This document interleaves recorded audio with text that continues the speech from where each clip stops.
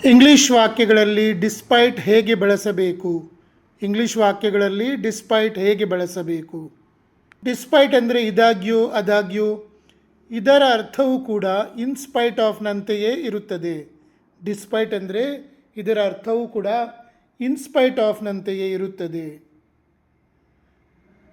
ಆದರೆ ಡಿಸ್ಪೈಟ್ ಜೊತೆಗೆ ಆಫ್ ಬಳಸಬಾರದು.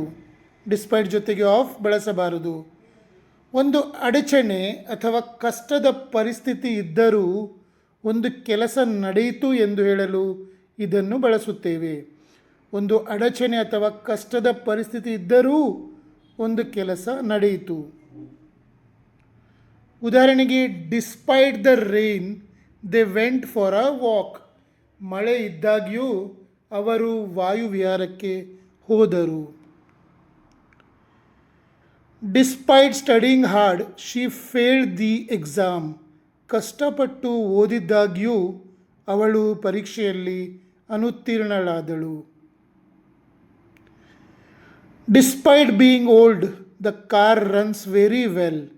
ಕಾರು ಹಳೆಯದಾಗಿದ್ದಾಗ್ಯೂ ಅದು ಚೆನ್ನಾಗಿ ಚಲಿಸುತ್ತದೆ. Despite being tired he finished his homework.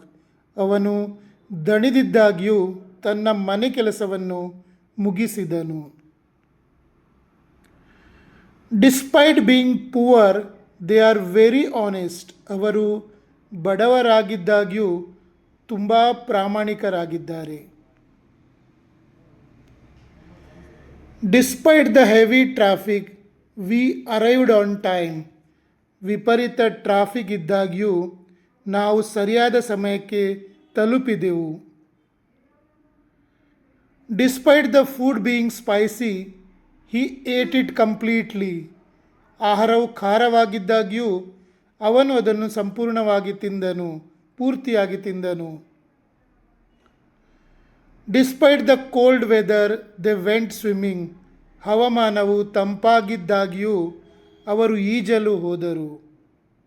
ನಿಮಗೆ ನನ್ನ ಟೀಚಿಂಗ್ ಮತ್ತು ರಿಸರ್ಚ್ ಇಷ್ಟವಾದಲ್ಲಿ ನನ್ನ ಪೇಜ್ ಫಾಲೋ ಮಾಡಿ ಮತ್ತು ಶೇರ್ ಮಾಡಿ.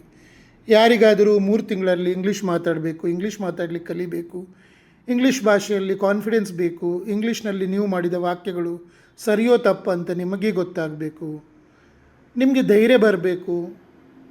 ಹಾಗೆ ನಿಮಗೆ ಅನಿಸಿದರೆ ನನ್ನ ಕೆಳಗಿನ ನಂಬರಿಗೆ ವಾಟ್ಸಪ್ ಮಾಡಿ. ನಾನು ನನ್ನ ಕೋರ್ಸ್ ಡೀಟೇಲ್ಸ್ ಹೇಳ್ತೇನೆ. ನಿಮಗೆ ನಾನು 3 ತಿಂಗಳಲ್ಲಿ ವಿಡಿಯೋ ಕ್ಲಾಸ್ಗಳ ಮೂಲಕ, ಅಂದರೆ ನಿಮ್ಮ ವಾಟ್ಸಪ್ಪಿಗೆ ನಾನು 15 ನಿಮಿಷದ ವಿಡಿಯೋ ಕಳಿಸ್ತೇನೆ, ದಿನ ಬೆಳಿಗ್ಗೆ.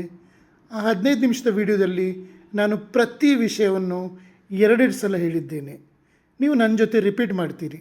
ನಿಮಗೆ ಪೆನ್ ಮತ್ತು ಪುಸ್ತಕ ತಗೊಂಡು ಬರೀಲಿಕ್ಕೇನಿಲ್ಲ. ನಾನು ಏನು ಹೇಳ್ತೇನೋ ಅದನ್ನು ನೀವು ರಿಪೀಟ್ ಮಾಡ್ತೀರಿ. 1 ಸಲ ವಿಡಿಯೋ ನೋಡಿ 2 ಸಲ ರಿಪೀಟ್ ಮಾಡ್ತೀರಿ.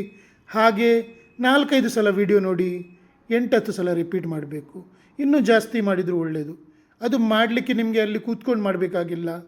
ನಾನು ವಿಡಿಯೋ ಕ್ಲಾಸ್ ಇದು ಓನ್ಲಿ ಲಿಸನ್ ಆ್ಯಂಡ್ ಪ್ರಾಕ್ಟೀಸ್. ಆ ಕಾರಣ ನೀವು ಕಿವಿಗೆ ಒಂದು ಇಯರ್ಫೋನ್ ಹಾಕಿ ನೀವು ಟ್ರಾವೆಲ್ ಮಾಡುವಾಗ, ವಾಕ್ ಮಾಡುವಾಗ, ಏನು ಕೆಲಸ ಮಾಡುವಾಗಲೂ ನೀವು ಅದನ್ನು ಪ್ರಾಕ್ಟೀಸ್ ಮಾಡಬಹುದು. ಹೀಗೆ ನಿರಂತರವಾಗಿ ನೀವು 3 ತಿಂಗಳು ಮಾಡಿದರೆ ನಿಮಗೆ ಖಂಡಿತವಾಗಿ ಇಂಗ್ಲೀಷ್ ಮಾತಾಡಲಿಕ್ಕೆ ಬರ್ತದೆ.